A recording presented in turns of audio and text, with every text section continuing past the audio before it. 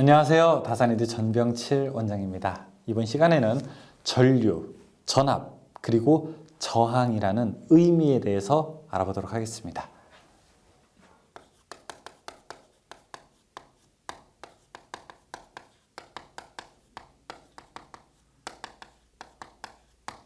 일단 전기를 공부하기 위해서는 몇 가지 기본적으로 필수적인 단어에 대해서 이해가 필요한데, 그 중에서 이제 우리가 첫 번째로 알아둘 것이 과연 전류, 전압, 저항이란 무엇인가, 이 의미에 대해서 우리가 좀 확실하게 이번 시간을 통해서 알고 들어가도록 하겠습니다.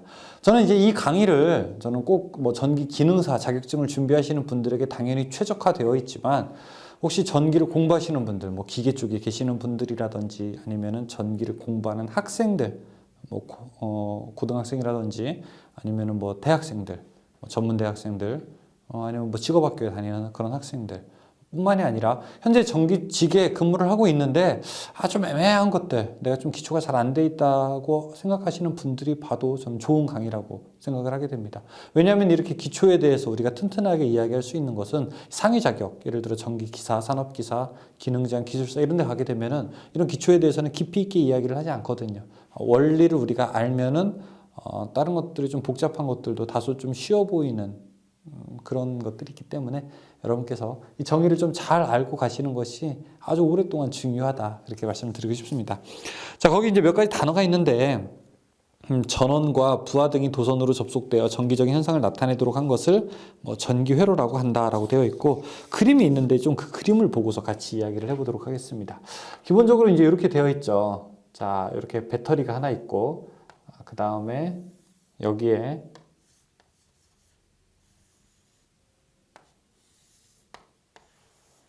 이렇게 전구가 있습니다. 여기는 바로 이제 전원이 있는 거죠. 우리가 배터리를 표시할 때요, 그러니까 건전지 같은 거를 표시할 때 직류는 이렇게 한쪽 면을 길고 한쪽 면을 짧게 하면 긴 쪽이 플러스가 되고 짧은 쪽이 이제 마이너스가 됩니다. 이건 이제 기호예요. 우리가 이렇게 하기로 약속을 한 거예요. 자, 그러면 전기는 어떻게 흐릅니까? 전기 혹은 전류는 플러스에서 마이너스로 흐르기 때문에, 자, 화살표로 이렇게 나타내게 되면은 이것이 바로 전류의 표시를 나타내는 것이 되게 됩니다. 전류는 I라고 표시를 할게요. 자, 이 전류 혹은 전기 에너지는 어떻게 움직이냐? 플러스에서 어디로 간다? 마이너스로 간다. 우리가 이렇게 생각을 할 수 있습니다. 이거는 예전부터 이렇게 배웠던 것 같아요. 그렇죠? 이렇게 배웠던 것 같아요. 그런데 실제로 이제 17세기, 18세기, 전기가 어디서 흐르냐라고 했다니까 플러스에서 마이너스로 흐른다라고 우리가 이야기를 했어요. 그렇게 다 정의를 했는데, 나중에 이 전기가 전자의 이동으로서 발생하는 에너지라는 사실을 알게 되고, 자, 그 전자의 이동을 관측할 수 있을 정도의 기술이 향상되게 된 이후에 보니까 이 전자가 플러스에서 마이너스로 가는 게 아니라 이 전자라고 하는 놈은 마이너스에서 플러스로 간다는 사실을 알게 됐습니다. 어떻게 해요? 전자라고 하는 거는 마이너스에서 어떻게 된다? 플러스로 간다는 사실을 알았어요. 아니, 이게 뭐야? 그러면은 전류랑 전자의 방향이 서로 반대가 되네? 근데 우리는 일반적으로 전류나 전기는 플러스에서 마이너스로 흐른다라고 했는데, 이거 어떡하냐? 큰일 났다. 이거 전 세계적으로 이미 이걸 표준으로 채택을 했는데, 그러면은 우리끼리만 알고 있자. 물리과학자, 전기. 요것으로만 다루는 사람들만 전자가 마이너스에서 플러스로 간다라고 하는 사실들을 기억하자라고 약속을 했습니다. 그래서 여러분들 만약에 두 가지로 우리가 질문할 수 있어요. 전기가 어디서 어디로 움직이냐라고 하게 되면 그냥 일반적인 상식으로 플러스에서 마이너스로 간다라고 알고 계시고, 전자가 어떻게 움직이냐 물어보게 된다면 좀 뭘 아는 사람이 물어보는 거예요. 뭘 좀 아는 사람이 물어봤을 때는 제대로 대답해 줘야 돼요. 전자는 마이너스에서 플러스로 가게 되는 겁니다. 그래서 이제 그 그림에 전류의 방향과 전자의 방향이 반대로 되어 있는 것을 여러분께서 보실 수 있게 되는 겁니다.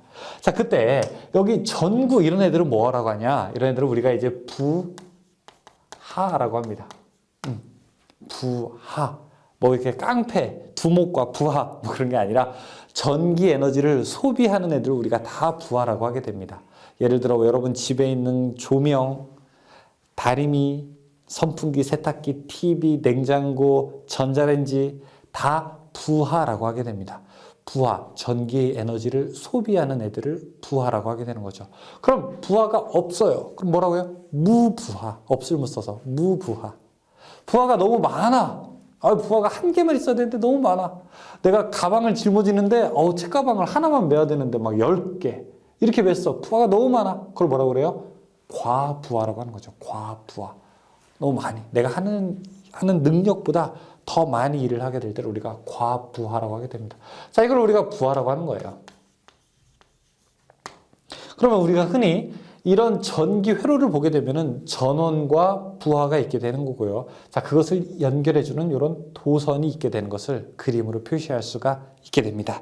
자, 전류, 전자의 흐름, 전류의 흐름에서 전자는 음에서 양으로, 전류는 양에서 음으로 간다라고 하고요. 그 다음에 여기에 흐르는 것들을 우리가 기본적으로 전류라고 하게 되죠.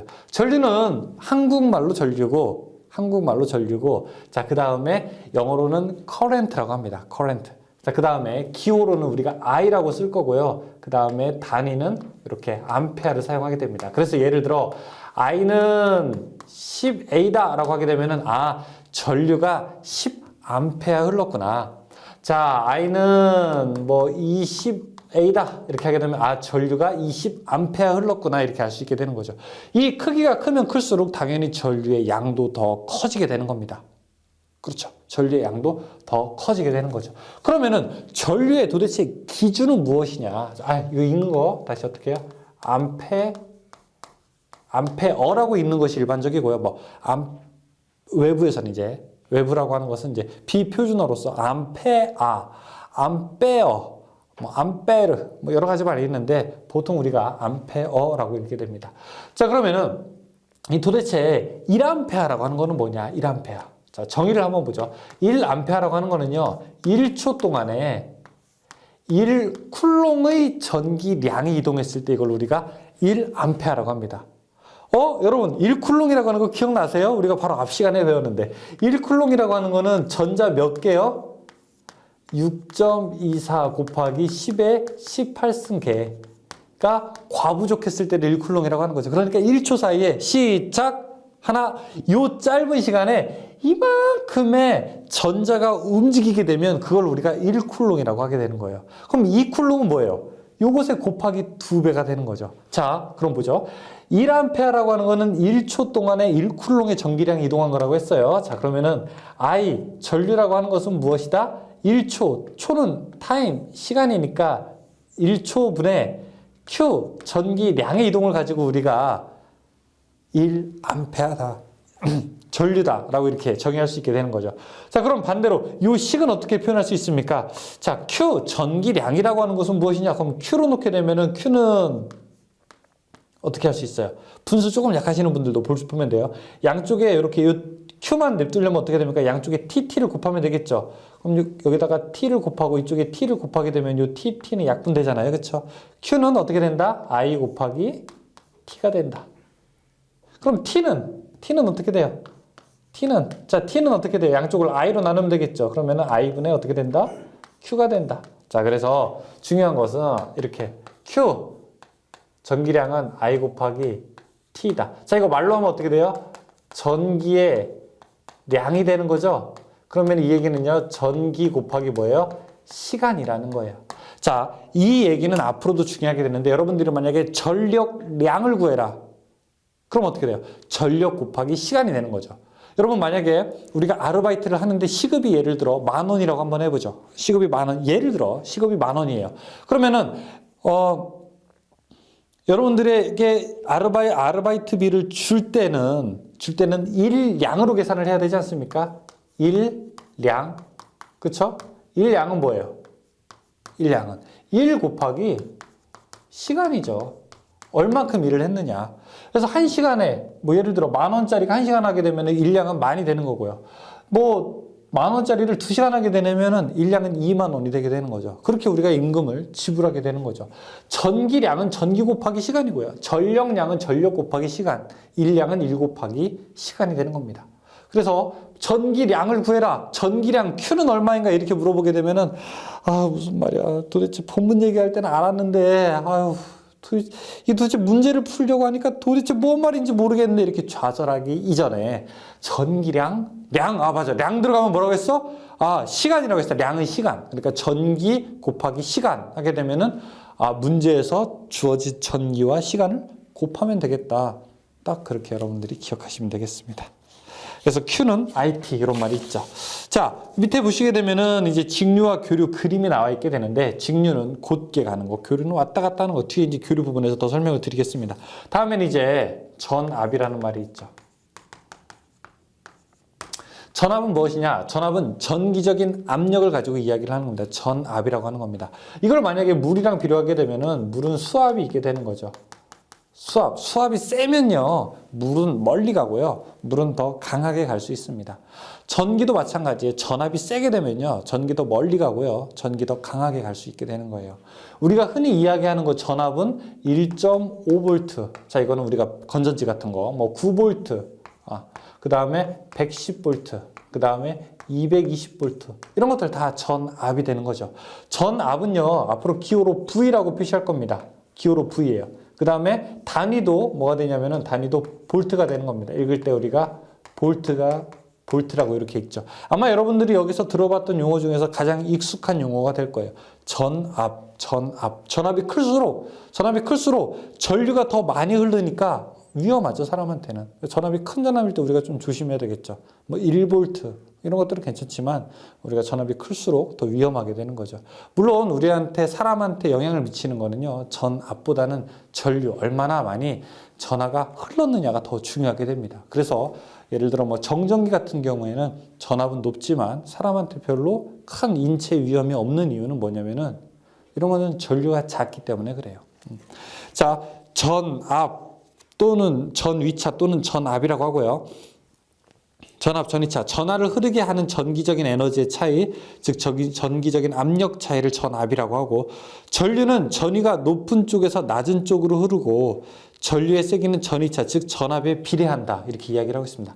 자, 만약에 여기가 여러분 이렇게 땅이라고 한번 해볼게요. 땅인데 제가 물통을 이렇게 하나 넣었습니다. 자, 그 다음에 물을 요만큼 이렇게 가뒀어요. 다음에 이쪽에다가 물통을 놨는데 여기는 물이 요만큼밖에 없어요.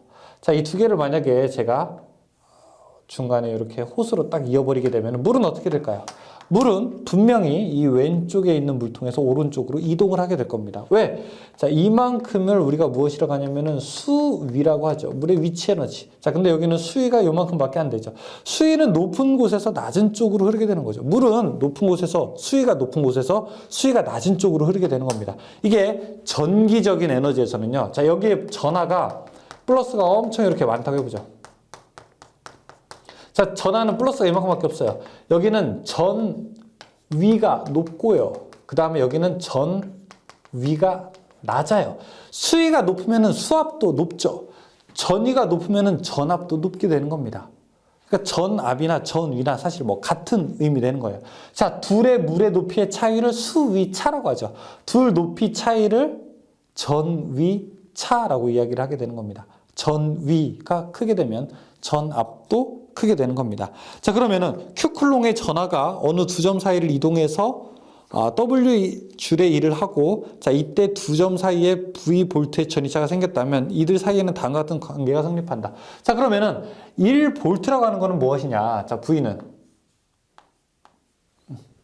한 일 줄을 전기량으로 나눴을 때를 우리가 1볼트라고 하게 됩니다. 만약에 10줄의 일을 했는데 2쿨롱 했다 그러면은 5볼트가 되는 거고, 1줄의 일을 1쿨롱 했을 때, 자, 그걸 우리가 1볼트라고 하게 되는 겁니다. 1줄만큼의 일을 했는데 1쿨롱, 전기량이 1쿨롱 정도 필요했다라고 하면 그걸 우리가 1볼트라고 하게 되는 거죠. 그러면 이 식에서, 자, 만약에 W로 가게 되면요. W는 어떻게 돼요? 양쪽에 Q 곱하는 거니까 V, Q 이렇게 우리가 넣을 수 있습니다. W는 V, Q. 자, 기전력, 뭐 전기를 만들어주는 힘을 우리가 이제 기전력이라고 하게 되고, 배터리 같은 경우에는 전압을 계속 만들어주는 힘이 있으니까 이걸 우리가 기전력이라고도 이야기를 하게 됩니다. 자, 마지막에 이제 네 번째 저항이라는 말 한번 이야기를 해볼게요.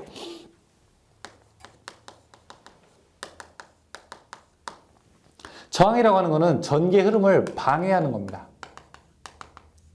방해. 일반적으로 우리가 도체, 구리에는 이렇게 전하가, 구리에는 전자가 이렇게 이제 이동을 할 수 있죠. 쉽게 이동을 하는 구조인데 그냥 그림으로 편하게 여러분들이 이해하기 편하게. 자, 여기에 이렇게 찌꺼기들이 많이 있다. 뭔가 이렇게 전자가 움직이는 것을 방해하는 성분이 많이 있다라고 하면은 이런 성분들을 우리가 저항이라고 하게 되는 거죠. 저항이 많으면은 잘 못 흐르게 되는 거죠. 저항이 좀 작은 게 좋은 거예요. 그런데 저항이 무조건 작은 게 좋으냐? 저항이 커서 좋은 게 있고 저항이 작아서 좋은 게 있어요. 그러니까 전기를 잘 못 흘러서 좋은 경우가 있고 전기를 잘 못 흐르면 안 좋은 경우가 있게 되는 거죠. 밑에 보시게 되면은 저항의 종류가 있게 되는데, 자, 절연 저항이 뭐냐? 절연 저항. 1번, 절연 저항. 우리가 전선 같은 경우에는 겉에가 고무나 비닐 같은 걸로 이렇게 덮어 쌓여있죠. 그런 걸 우리가 절연물이라고 이야기하게 되죠. 그런 거 전기가 통하면 됩니까? 안 됩니까? 전기가 통하면 안 되죠. 큰일 나잖아요. 그렇죠? 그래서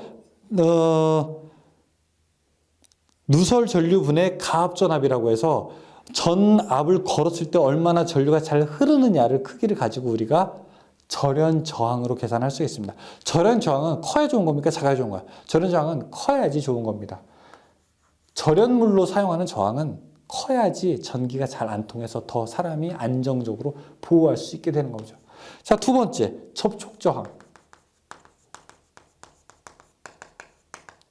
여러분들 집에서 방에 불을 켜게 되면 그 안에 스위치가 있다고요. 이렇게 전기가 붙었다 떨어졌다 한다고요. 이 접촉할 때 이 접촉되는 곳에 전기적인 저항 커야 좋을까요? 작아야 좋을까요? 전기가 잘 흘러야 되니까 이런 곳에 접촉 저항은 작아야지 좋은 겁니다. 세 번째, 고유 저항.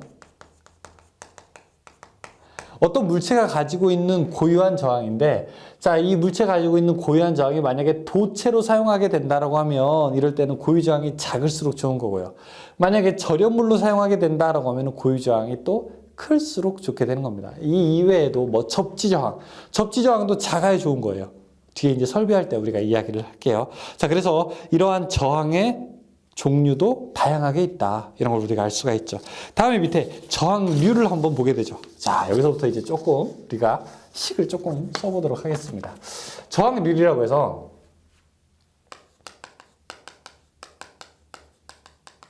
일단 식부터 쓰게 되면 저항이라고 하는 거는 어떻게 되냐? 로 A분의 L 이렇게 쓸 수 있습니다. 자, 여기서 이거 읽을 때 뭐라고 하냐면 로라고 읽어요. 로, 리을하고 오라고 해서 로를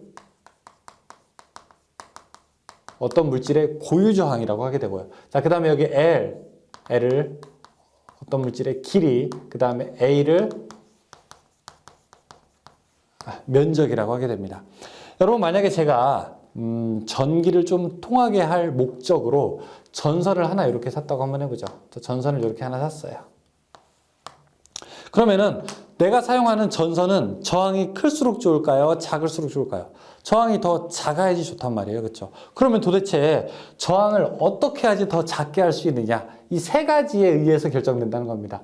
자, 그럼 이런 딱 식을 보게 되면은 이런 분자가 클수록 이 값도 커지게 되는 거죠. 분모가 크게 되면 이 값은 작아지게 되는 거죠. 그렇죠? 그러니까 이 둘을 로나 L을 작게 하고 A를 크게 해야지 저항이 더 작아지는 것을 우리가 알 수 있어요.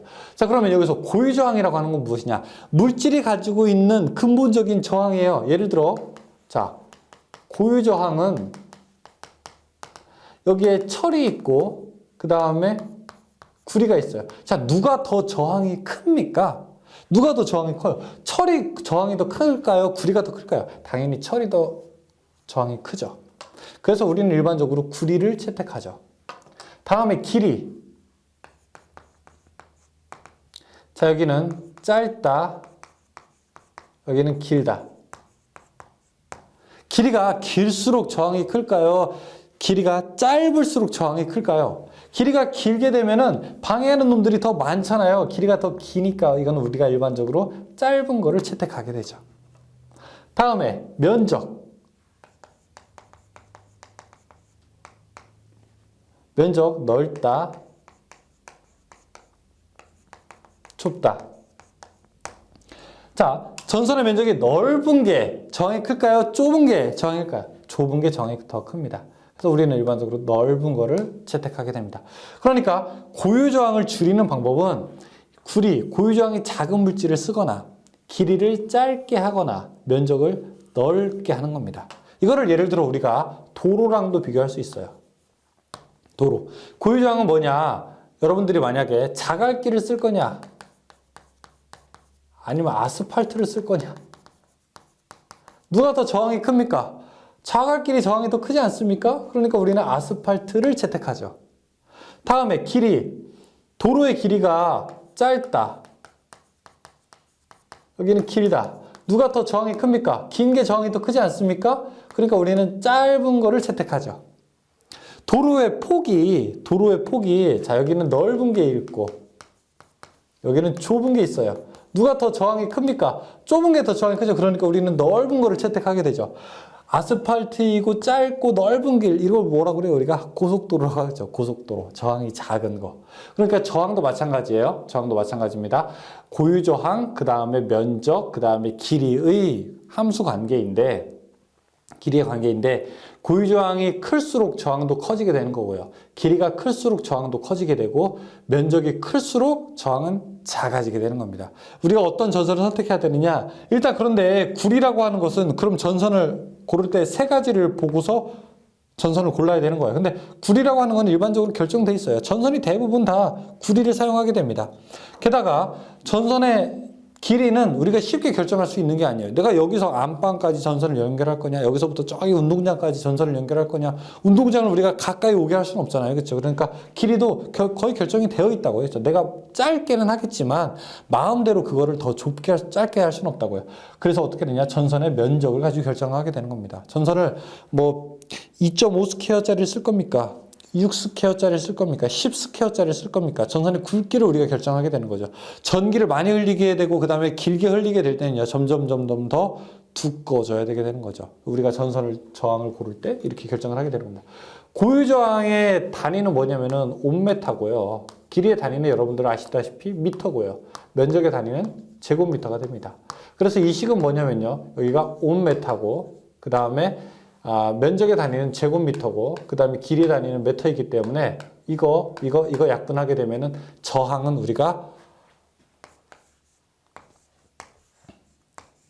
이렇게 단위를 나타내고 이걸 우리가 옴이라고 읽게 됩니다. 자, 앞에 있는 거 조금 정리를 해보게 되면요. 전류, 전압, 저항이 나오게 되는데 자, 전류는 어떻게 표시한다? 전류는 기호로 I로 표시하고 그 다음에 단위로는 암페어로 표시한다. 암페어. 자, 그 다음에 전압은요. 전압은 기호로 V로 표시하고 단위는 뭐다? 볼트로 표시한다. 읽을 때 볼트. 다음에 저항이라고 하는 것은 기호로 R, 레지스턴스라고 해서 R로 표시하고 단위는 어떻게 한다? 옴이라고 읽는다. 옴. 암페어, 볼트, 옴. 처음에 여러분 딱 느낌이 안 와요. 처음에는 이게 이 그림이 느낌이 안 오는데 조금만 더 하다 보면 느낌이 오실 겁니다. 전류는 10A입니다. 전류가 20A 흘렀습니다. 전류가 100A 흘렀습니다. 전압이 1.5V입니다. 전압이 100V입니다. 전압이 2만 V입니다. 전압이 1000V입니다. 저항이 10ohm입니다. 저항이 20ohm입니다. 저항이 40ohm입니다. 이렇게 우리가 딱 이야기를 할 수가 있죠. 자, 그러면은 저항이라고 하는 거는 전기의 흐름을 뭐 한다고 했어요? 아까 방해한다고 했죠. 전기의 흐름 방해하는 거. 그럼 반대로 얼마나 잘 흐를 수 있느냐라고도 이야기할 수 있지 않을까요? 예를 들어 R이 10ohm입니다. 그러면은 저항을 방해하는 놈들이 10명입니다. 이 뜻이에요. 저항을 방해하는 애들이 10명입니다. 저항이 25입니다. R이 25입니다. 이렇게 하게 되면요. 전기를 방해하는 애들이 20명입니다. 이렇게도 이야기할 수 있어요. 그냥 사람으로 치면. 우리가 어떤 골목길에 있는데 내가 가야 되는데 깡패가 엄청 많아. 깡패가 10명이야. 그러면은 저항이 10개 있습니다. 이렇게 얘기할 수 있잖아요. 그렇죠? 장애물이 10개 있다고. 장애물이 20개 있다. 이렇게 이야기할 수 있잖아요. 그렇죠? 내가 가는 거를 방해하는 거니까. 그럼 반대로 방해하는 걸로 얘기하지 말고 얼마나 더 잘 통할 수 있느냐. 그걸 우리가 이제 도전율이라고 하게 되고요. 도전율이라고 하는 거는 G로 나타내고 이걸 우리가 읽을 때는 컨덕턴스라고 있습니다. 컨덕턴스라고 읽게 되고 이 도전율은 반대로 해서 이 옴을 거꾸로 놓게 되면 이렇게 밥그릇처럼 이렇게 되겠죠. 주머니처럼. 이걸 읽을 때는 그래서 모라고 있습니다. 모. 왜냐하면은 옴이요. OHM이거든요. 이거 거꾸로 읽게 되면요. MHO잖아요. 그렇죠? 그래서 읽을 때 이걸 모라고 하게 됩니다. 도전율은 어떻게 되냐면 저항의 반대예요. 그러니까 저항에 무조건 반대를 하면 돼요. 자, 그러면은 저항이 10옴이에요. 도전율은 얼마일까요? 도전율은 10분의 1이니까 얼마? 0.1 모가 되는 겁니다. 자, 저항이 20이에요. 그러면은 도전율은 얼마일까요? R분의 1은 20분의 1이 되게 되니까 이거는 0.5 모가 되는 겁니다. 0.5 모가 되는 거죠. 0.05인가요? 0.05? 0.05. 네. 자, 이렇게 우리가 계산하게 되면은 도전율이라고 하는 것도 알 수가 있게 되는 겁니다. 자, 그럼 밑에 보시게 되면은 도전율의 단위는 뭐냐? 아, 도전율의 단위. 도전율의 단위는 도전율의 단위는 뭐를 사용하게 되고 거기 보시게 되면은 컨덕턴스의 단위는 뭐고 그 다음에 도전율, 전도율 얼마나 전기를 잘 통할 수 있게 되느냐. 저항은 옴메타잖아요. 옴메타 그쵸? 1m당 몇 옴이냐 이런 건 뜻인데 이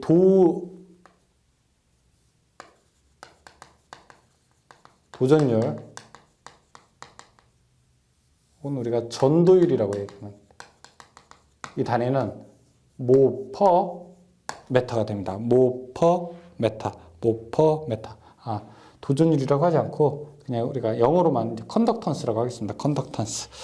자, 그 밑에 보시게 되면은 뭐 여러 가지 얘기가 있고 한 페이지 넘겨 보시게 되면은 자, 이제 고유 저항과 뭐 퍼센트 전도율, 온도 계수가 있게 되는 거예요.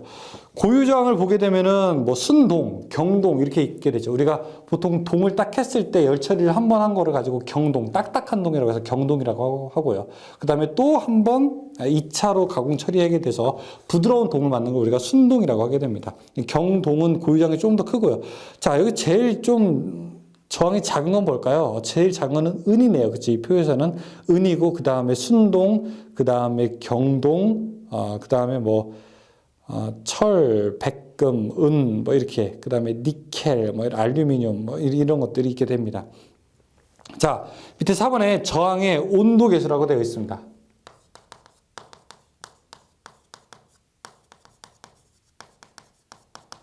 온도 계수라고 하는 건 뭐냐면은, 자, 제가 여러분들이 구리선이 있다고 봐요. 구리선 있으면은 불로 살짝 달구다 봐요. 그럼 전기가 더 잘 통할까요? 더 안 통할까요?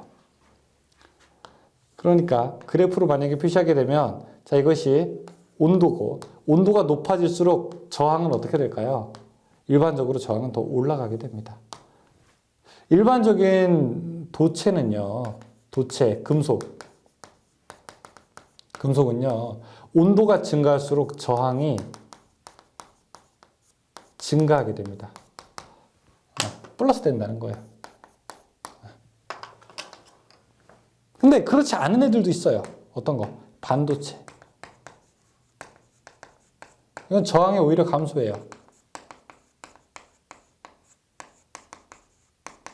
이걸 마이너스라고 해서 이걸 우리가 부성 저항이라고 합니다. 부성 저항.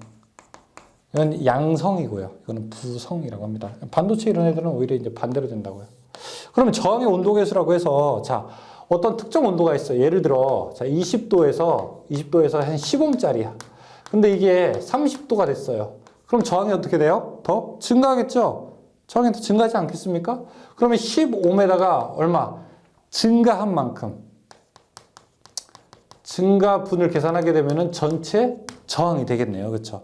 그럼 이때 증가분은 어떻게 계산을 하게 되느냐? 온도 10도만큼 올랐으니까 변화한 만큼 곱하기 우리가 온도 계수라고 해서 물질마다 다르겠죠. 예를 들어 뭐 금은 온도 1도가 오를 때 저항이 몇 퍼센트 정도 증가하게 되고 구리는 1도가 오를 때 몇 퍼센트 증가하게 되고 물질마다 다 다르지 않겠습니까? 그렇죠? 그래서 그 값을 우리가 온도 계수라고 이야기를 하게 됩니다. 그래서 그걸 굳이 식으로 쓰게 되면은 RT, R 토탈은 그러니까 전체 저항은 뭐냐? 이거는 R0 초기값 더하기 그 다음에 알파 T R0다. 알파는 뭐냐면 온도 계수. T는 온도 변화. 여기는 이제 초기값. 계산할 수 있다. 이 뒤에 있는 알파 T, R0가 뭐냐면은 이게 바로 상승한 만큼이 되겠죠. 상승한 만큼이 되겠죠. 이렇게 우리가 계산을 할 수가 있습니다. 예를 들어 볼까요? 예를 들어, 자, 10옴짜리가 있어요. 저항이 10옴짜리가 있어요. 그러면은, 얘는 1도 올라갈 때마다 0.1옴씩 올라간다고 한번 해보자. 그럼 알파 값이 0.1옴, 온도 개수가 0.1옴이라고 한번 해볼게요. 자, 그럼 얘가, 근데 20도가 됐을 때, 10도C에서 20도C가 됐을 때, 그러면은 몇 옴 정도가 될까? 이런 거 우리가 계산할 수 있겠죠. 그렇죠? 그러면은 어떻게 돼요? 처음에 R0 10옴 더하기 알파 값이 0.1이잖아요. 0.1 곱하기 그 다음에 온도 변화가 10도에서 20도에서 10도만큼 됐으니까 10 곱하기 자, 초기값 얼마예요? 10 계산하게 되면은 10 더하기 자 이렇게 계산하게 되면은 얼마입니까? 이거 10이죠. 10 하게 되면 이거 25옴이 되는 거죠. 이만큼 우리가 증가했다는 것도 알 수 있게 되죠. 자, 그러면서 밑에 뭐라고 되어 있냐면 탄소 전해액 반도체는 오히려 온도가 감소하게 된다. 이런 걸 우리가 부성 저항이다 라고 이렇게 이야기를 하겠습니다. 자, 잠깐 지우고 문제를 좀 풀어보도록 하겠습니다. 여러분들이 지금 여기서 좀 몇 가지 새로운 단어들이 많이 나왔어요. 그래서 지금부터 앞으로 이제 문제를 풀게 되면은 한 번 이렇게 강의를 할 때마다 대략 한 새로운 단어가 7, 8개, 많으면 10개 정도씩까지 이렇게 있을 겁니다. 그래서 여러분들이 좀 공부하실 때 그 개수를 너무 좀 집착하지는 마시고 아무튼 새로운 것들은 늘 들어온다. 그래서 제가 처음에 강의 드렸던 것처럼 공부를 어떻게 된다? 맞아요. 페인트 칠하듯이 공부를 해야 된다. 꼭 기억하십시오. 아셨죠? 자, 문제 한번 풀어보겠습니다. 1번. 문제는 몇 개? 25개? 네. 1번. 다음 설명 중에서 잘못된 것은 무엇이냐? 자, 1번. 양전하를 많이 가진 물질은 전위가 낮다? 양전하를 많이 가졌는데 전위가 높아야죠. 2번. 다음 중 전기량의 단위로 맞는 것은 무엇이냐? 전기량 이야기하게 되면 뭐라고 했어요? 쿨롱이라고 했죠. 그렇죠? 1번. 3번. 어떤 도체의 T초 동안에 Q쿨롱의 전기량이 이동하면 이때 흐르는 전류는 어떻게 되느냐? 흐르는 전류 I는 어떻게 됩니까? T 어떤 시간분에 이동한 전기량이라고 했어요. 그렇죠? 시간에 이동한 전기량 4번이죠. 4번. 어떤 도체에 6A의 전류가 흘렀을 때 총 전기량이 3600쿨롱이라면 전류가 흐르는 시간은 어떻게 되느냐라고 물어보고 있습니다. 4번에. I는 T분의 Q인데 자 여기서 뭐 T를 물어보고 있어요. 그럼 T는 어떻게 됩니까? 이쪽에다 T 곱하고 이쪽에다 T 곱하고 I로 나누게 되면요. I분의 Q 이렇게 되죠. 이 I랑 T 자리 바꾸면 돼요. 그럼 T는 I분의 Q니까 I가 얼마예요? 6A라고 했고 Q가 3600이라고 했으니까 이렇게 하면 6, 6에 36, 600초가 되네요. 그렇죠? 600초. 600초면은 몇 분입니까? 지금 보기에는 다 분으로 나와 있는데 600초면은 10분이 되는 거죠. 10미니트. 10 이렇게 하면 미터니까 10미니트. 5번. 어떤 전지에 5A의 전류가 10분간 흘렀다. 이때 도체를 통과한 총 전기량은 얼만큼 되는가? 자, 여기서 물어보고 있어요. 전기량이 얼마냐고 물어보죠. 그렇죠? Q는 어떻게 돼요? Q는 I 곱하기 T. T가 반드시 뭐예요? 시간에서 초 단위라고 하는 걸 여러분들이 기억하셔야 됩니다. 초 단위예요. 5A 곱하기 자, 초 10분이면은 초로 몇 초예요? 600초. 그럼 얼마? 3600쿨롱. 6번. 어떤 도체에 5초간 4쿨롱의 전하가 이동했다면 이때 흐르는 전류는 얼마이냐? 이제 뭐 계산하기 쉽죠. 전류 I는 T분의 Q. Q값 얼마? 4쿨롱. 초 얼마? 5초. 0.8 암페어. 0.8 암페어. 근데 0.8인데 쉽게 알려주지 않아요? 0.8 곱하기 10의 3승 미리암페어. 미리가 10의 마이너스 3승이니까 요거랑 요거랑 그냥 서로 없어지죠. 7번. 1A는 몇 쿨롱이 되는가? 1A 아워. 1A가 1시간 동안 한 거. 자, 이것은 1A 곱하기 1시간이 되고요. 그렇죠? 이거는 1A 곱하기 3600 세크가 되죠. 3600 쿨롱이 되죠. 1초 세크 하게 되면은 쿨롱. 8번. 전류를 계속 흐르게 하려면 전압을 연속적으로 만들어주는 힘이 필요한데 전압을 연속적으로 만들어주는 힘은 기전력. 자력을 만들어주는 힘은 기자력. 8번에 3번. 9번. Q쿨롱의 전기량이 도체를 이동하면서 한 일을 W라고 했을 때 전이차 V를 나타내는 관계식은 어떻게 되는가? 자, 여러분 기억할 거. W는 VQ. 한 일은 전압에다 쿨롱을 곱하면 된다. 그럼 V는 어떻게 돼요? V는 Q분의 W. 양쪽을 Q로 나누게 되면 되죠. 그러면 답은 2번이죠. 10번. 이 쿨롱의 전기량이 2점을 이동하여 12줄의 일을 했을 때 2점의 전이차는 어떻게 되느냐? 이거 물어보는 거죠. 한 일이 얼마예요? 12줄만큼 일을 했대요. 몇 놈이 일을 했대요? 2놈이 일을 했대요. 그럼 얼마? 6볼트. 답이 1번. 11번. 3볼트의 기전력으로 300쿨롱의 전기량을 이동할 때 몇 줄의 일을 하게 되겠는가? 자, 한 일은 VQ. 자, 그러면은 V가 얼마? 3. 전기량이 300. 하면 얼마? 900. 12번. 고유저항의 단위로 맞는 것은 어떻게 됩니까? 물어보고 있게 되죠. 고유저항. 2번에 옴메타. 13번. 전도도의 단위로 맞는 것은 13번. 전도도의 단위로 맞는 건 모, 퍼, 메타. 저는 참고로 교회는 안 다닙니다만 예전에 어떤 분이 이렇게 외우시더라고요. 전도, 교회에서 전도하는 거 있잖아요. 전도, 뭐 믿으라고 하는 거. 전도하면은 복주머니가 생긴다, 복이 생긴다, 퍼, 미터. 많이 다닐수록 이렇게 외우더라고요. 아주 특이해서 여러분께 말씀드립니다. 14번. 전선에서 길이 1m, 단면적 1제곱밀리미터를 기준으로 고유저항은 어떻게 나타내게 되는가? 지금 이거는 뭐 문제가 너무 쉬워요. 그냥 1제곱밀리미터로 나타내고 했다라고 했잖아요. 그렇죠? 그럼 4번이죠. 15번. 1옴메타는 몇 옴 센티미터인가 이야기하고 있습니다. 15번. 1옴메타는요. 이 1옴메타가 뭡니까? 1m당 몇 옴이냐라고 이야기를 하고 있는 거예요. 그럼 센티미터는 뭐가 됩니까? 그러면 10의 제곱 옴 센티미터가 되겠죠. 100cm가 1m니까. 16번. 1옴메타와 같은 것은 어떻게 됩니까? 1옴메타와 같은 것은, 자, 이걸 뒤에서부터 계산하는 게 조금 쉬운데 제가 2번 가지고 한번 풀어볼게요. 16번에. 자, 16번에 뭐라고 되냐면 10의 6승 그 다음에 옴 제곱밀리미터 퍼 미터라고 돼 있어요. 그렇죠? 자, 이 얘기는 뭐냐면은 이렇게 돼 있는 거죠. 10의 6승이고 분수죠. 옴 제곱밀리미터 퍼 미터가 되는 거죠.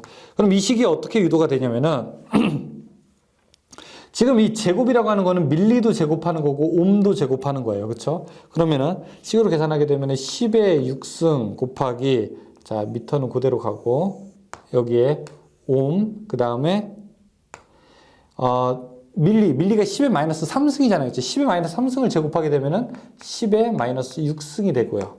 그다음에 제곱미터 이렇게 놓을 수 있습니다. 그러면은 어떻게 돼요?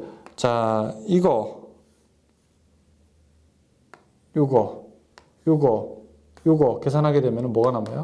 옴 메타가 남죠. 답은 2번이 됩니다. 17번. 전기 전도도가 좋은 순서대로 도체를 나열한 것은 무엇이냐? 제일 좋은 게 은입니다, 여러분. 은, 구리, 금, 알루미늄이에요. 은, 구리, 금, 알루미늄. 18번. 전선의 길이를 2배로 늘리면 저항은 몇 배가 되는가? 자, 18번에. 우리가, 자, R은 로, A분의 L. 자, 이것 가지고 이제 몇 문제 풀 겁니다.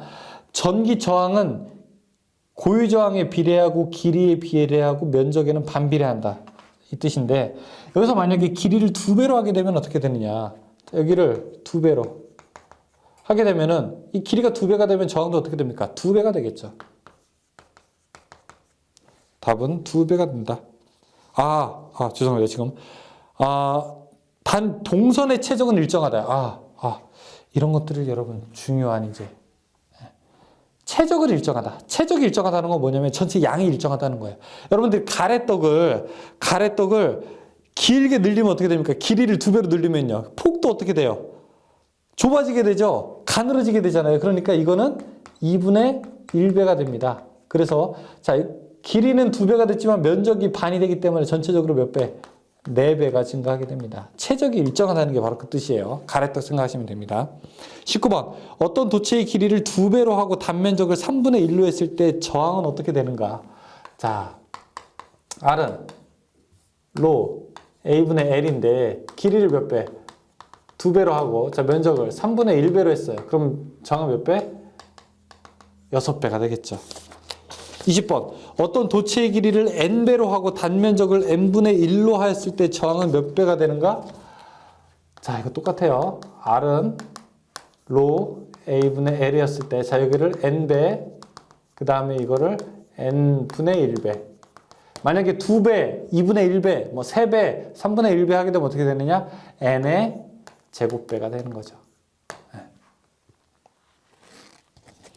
21번. 전선의 길이를 4배로 늘렸을 때 처음에 저항값을 유지하기 위해서는 도선의 반지름은 어떻게 해야 되는가? 이거는 조금 생각해야 되는 문제.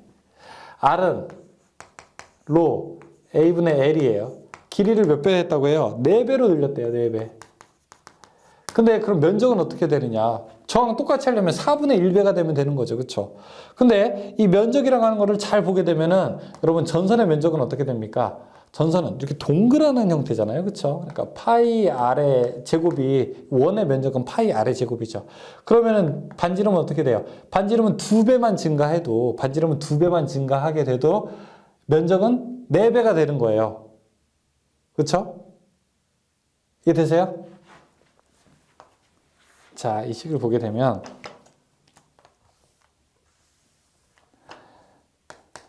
로 면적이 파이 R의 제곱분의 L이기 때문에 이거를 4배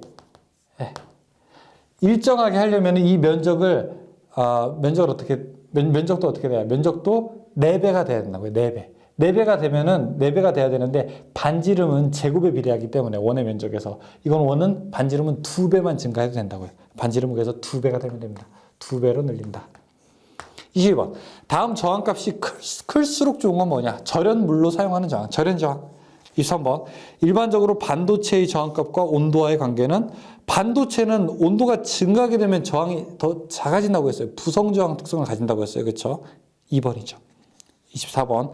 반도체의 특성이 아닌 것은 무엇이냐?